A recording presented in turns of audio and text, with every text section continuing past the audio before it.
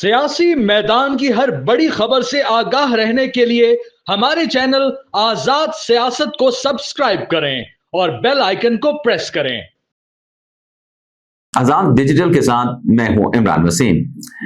नाज़रीन, आज के प्रोग्राम में हमने बात करनी है, हमने तज्जिया करना है आर्मी चीफ सैयद आसिम मुनीर ने जो ओवरसीज पाकिस्तानी कन्वेंशन के साथ जो खिताब किया है, उस खिताब के चंद नुकात पे हमने बात करनी है। और जैसे मैंने अभी अपने इब्तिदाई की पहली लाइन में कहा कि उसका हमने एनालिसिस करना है, उसका हमने जो ज़मीनी हकाइक है उसके साथ जायजा लेना है।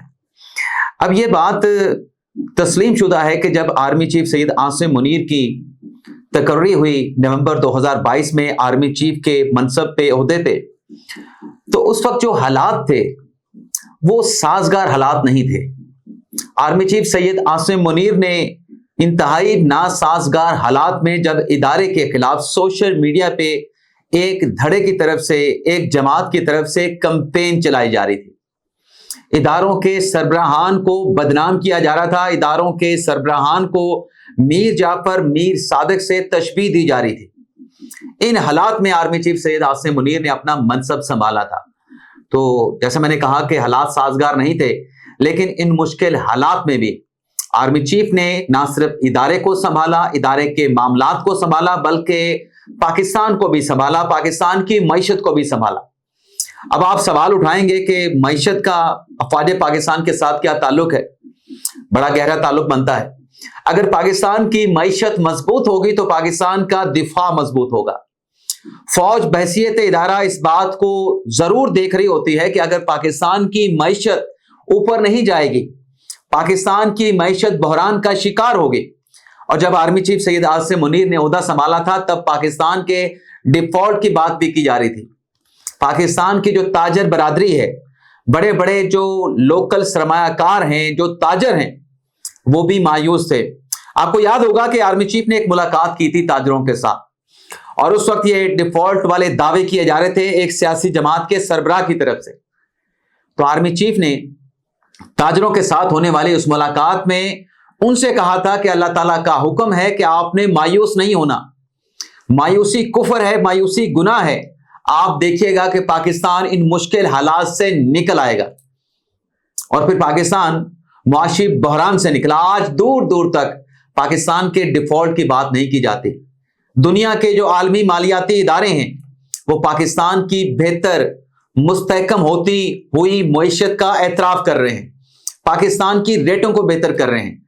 अब 2 रोज पहले जो आर्मी चीफ ने ओवरसीज पाकिस्तानी कन्वेंशन के साथ जो खिताब किया, कोई कमोबेश 1 घंटे का आर्मी चीफ का ये खिताब था। आपके पास तो बहुत बहुत कम बातें मीडिया के जरिए पहुंची हैं, जितनी बातें बताई गई हैं उतनी मीडिया पे, सोशल मीडिया पे रिपोर्ट हुई हैं। लेकिन अंदर बैठे जो पाकिस्तानी हैं, जिन चंद पाकिस्तानियों के साथ जो कि ओवरसीज हैं मेरी मुलाकात हुई है, उन्होंने जो बातें बताई हैं उसमें नाज़रीन, एक तो हमारे दोस्त ने यह बताया, उसने दिल पे हाथ रख के कहा कि मेरा ताल्लुक मुसम्मिक नवाज से है और मैं ओवरसीज पाकिस्तानी भी हूं। उसका कहना यह था कि हम ये एक्सपेक्ट कर रहे थे कि 300 350 से ज्यादा का मजमा नहीं होगा, लेकिन 1500 लोग वहां पर मौजूद थे उस कन्वेंशन में, ओवरसीज पाकिस्तानी कन्वेंशन में 1500 लोग वहां पे मौजूद थे। और फिर उन्होंने ये बताया कि जो आर्मी चीफ ने वहां पर अपने जिस जोश और जिस वलवले और जिस एतमाद के साथ अपनी तकरीर वहां पे की, वहां पे बैठे ओवरसीज पाकिस्तानियों ने उसे जिस तरह से पजीराई बख्शी, जिस तरह से उसको अप्रिशिएट किया गया, शायद आर्मी चीफ भी उसको एक्सपेक्ट नहीं कर रहे थे। नून लीग के उस सियासी रहनुमा का यह कहना था कि आर्मी चीफ जब तकरीर कर रहे थे, बार बार उसमें जब नारे लगाए जाते थे, तेरा मीर, तेरा वीर, मेरा वीर, जनरल आसिम मुनीर, पाकिस्तान के जो नारे लगाए जाते थे, अफवाज पाकिस्तान के जो नारे लगाए जाते थे, उस पर जो उनको एतमाद था वो मजीद भी बढ़ा। लेकिन उनका कहना यह था कि बड़े पुर एतमाद थे। अब हम देखते ही हैं कि ये एतमाद आर्मी चीफ की तकरीर में या उनकी शख्सियत में आया कैसे है। सबसे पहले तो आप ये देखें कि जो एक बात आर्मी चीफ ने की है पाकिस्तान के हवाले से और बिलखसूस बलोचिस्तान के हवाले से, कि ये जो चंद मुट्ठी भर दहशतगर्द हैं, अगर ये सोचते हैं कि पाकिस्तान पे और बलोचिस्तान पे काबू पा लेंगे, तो ये इनकी भूल है। इनकी 10 नस्लें भी पाकिस्तान और बलोचिस्तान का कुछ नहीं बिगाड़ सकते। इस बात के पीछे पूरा एक एतमाद मौजूद है, और उनके आर्मी चीफ की इस बात के पीछे इस बात का इशारा भी मिलता है कि आइंदा आने वाले दिनों में बलोचिस्तान में जो दहशतगर्द अनासर हैं, जैसे BLA की तंजीम है और जो कलअदम तंजीमें वहां पे मौजूद हैं, उनकी मुकम्मल सफाई करने का, बलोचिस्तान को इन दहशतगर्द अनासर से साफ करने का फैसला कर लिया गया है। ये एक पैगाम दे दिया गया है। और जो मईशत की हमने बात की, मईशत के हवाले से आर्मी चीफ का जो कहना था कि पाकिस्तान की तरक्की के रास्ते में जो आएगा उसको उखाड़ के फेंक दिया जाएगा, उस रुकावट को बर्दाश्त नहीं किया जाएगा। तो इसका मतलब यह है कि एक मुस्तहकम पाकिस्तान बनाना है, जहां पे मुआशी इस्तेहकाम भी हो, मुआशी स्टेबिलिटी भी हो, सियासी स्टेबिलिटी भी हो। तो उसके लिए क्या करना पड़ेगा? उसके लिए आइन और कानून पे, और उसके भी आर्मी चीफ ने बात की कि हार्ड रियासत हमने बनानी है। और हार्ड रियासत ये नहीं कि आइन और कानून को बलाए ताक रखते हुए, जैसे दुनिया के तरक्की याफ्ता ममालिक में आइन और कानून के तहत उन्होंने अपने आप को हार्ड रियासत बनाया है, तो पाकिस्तान को भी इसी तरीके से हार्ड रियासत हम बनाएंगे। दूसरे आर्मी चीफ ने बात की, जो एक प्रोपेगेंडा किया जाता है कि यहां से हमारे जो नौजवान हैं, जो डॉक्टर्स हैं, जो इंजीनियर्स हैं, जो और पढ़े लिखे लोग हैं, वो पाकिस्तान से बाहर जा रहे हैं। पाकिस्तान के मुआशी हालात चूंकि बेहतर नहीं, तो इसलिए वो प्रेफर करते हैं कि पाकिस्तान छोड़ के किसी और मुल्क में जाएं, वहां पे अपना कोई रोजगार का सिलसिला शुरू कर सकें, वहां पर कमा के पाकिस्तान में अपनी बहनों, अपने भाइयों, अपने वालिदैन का जो पेट है उसको पाल सकें, अपना घर चला सकें। यह भी उन्होंने बात की, है ब्रेन ड्रेन नहीं, ये ब्रेन गेन है।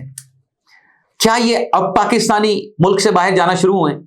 आपको दहाइयां मिलेंगी, दहाइयों से पाकिस्तानी बाहर जा रहे हैं और बाहर जाके कमा रहे हैं, और उनकी कमाई से, उनके भेजे हुए पैसों से ना सिर्फ उनका अपना घर चलता है, पाकिस्तान भी चलता है, पाकिस्तान की मईशत भी चलती है, पाकिस्तान का मुआशी निजाम भी चलता है।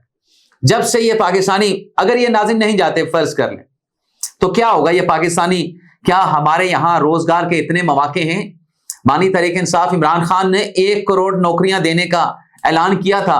नौकरियां तो दरकिनार, इमरान खान के दौर में लोग रोजगार से महरूम हो गए थे, लोगों को बेरोजगार कर दिया गया था, लोगों की तनख्वाहों पे कट लग गए थे।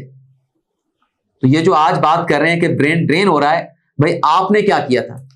आज आप कह रहे हैं कि ब्रेन ड्रेन हो रहा है, क्या आपने उन ओवरसीज पाकिस्तानियों को पाकिस्तान से जाने से रोका था?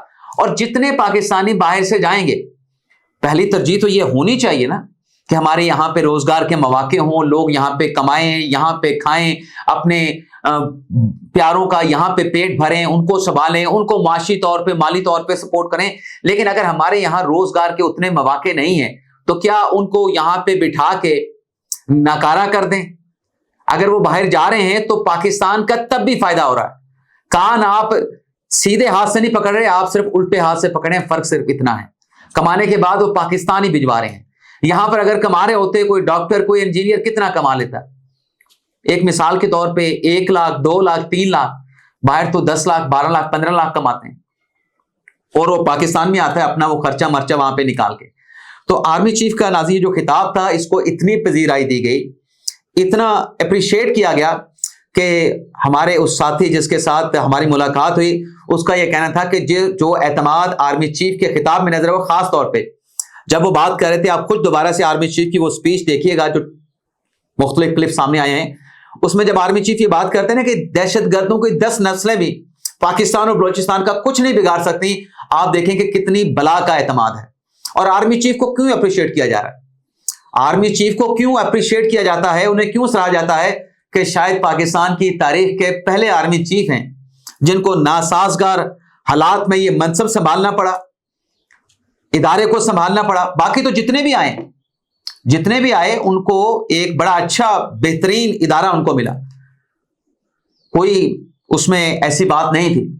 लेकिन आसिम मुनीर शाह साहब को उन हालात में, मुश्किल हालात में संभालना पड़ा। माजी के हालात उनके पास, उनके सामने नहीं थे, मुल्क भी था, इदारा भी था, लेकिन उन्होंने संभाला। और फिर उसमें एक और चीज भी है कि चूंकि आइन को मानते हैं, बाय बुक चलते हैं, तो इस वजह से भी उनको सराहा जा रहा है कि वो जो सियासी مختلف چالیں چلی جاتی تھیں، اس طرح کا بھی ان کا کردار نہیں ہے. لیکن انہوں نے کہا کہ جو اعتماد ان کا نظر آیا، جو ان کی باڈی لینگویج تھی، یہ پاکستان کے لیے ایک اچھا سائن ہے. تو آرمی چیف نے اپنے خطاب میں اور کیا باتیں کی اس پہ، جیسے میں نے کہا کہ بلوچستان میں اب مکمل صفائی کا لگتا ہے ایسا کہ ادارے جاتی سطح پہ فیصلہ کر لیا گیا ہے، اور اس کے ساتھ ساتھ کشمیر کی بات بھی کی گئی، غزہ کی بات بھی کی گئی کہ کشمیر ہماری شہ رگ ہے، کشمیر کے اوپر کسی قسم کا کمپرومائز نہیں ہوگا، اور غزہ کے لوگوں کے ساتھ ہمارے دل دھڑکتے ہیں. 1500 لوگوں کے سامنے یہ خطاب، اس سے پہلے بھی آرمی چیف نے خطاب کیے. گرین انیشیٹو کے حوالے سے جو تقریب ہوئی، مائنز اینڈ منرلز کے حوالے سے جو تقریب ہوئی، اور بھی چند ایسی تقریبات اسلام آباد کے ایک نجی ہوٹل میں منعقد کی گئی، اس میں بھی آرمی چیف کا خطاب تھا. لیکن سب سے بڑا مجمع، سب سے زیادہ کراؤڈ اس تقریب میں تھا، اس کنونشن میں تھا، اور سب سے بڑا اور دبنگ خطاب بھی آرمی چیف کا یہ تھا. تو یہ ناظرین آج ہم نے بات کرنی تھی آرمی چیف کے اسپیچ کے حوالے سے، ان کے خطاب کے حوالے سے. باقی آپ سے اجازت چاہتے ہیں. آپ اللہ تعالی ہم سب کا حامی ناصر، اپنی دعا میں یاد رکھیے گا. اللہ حافظ.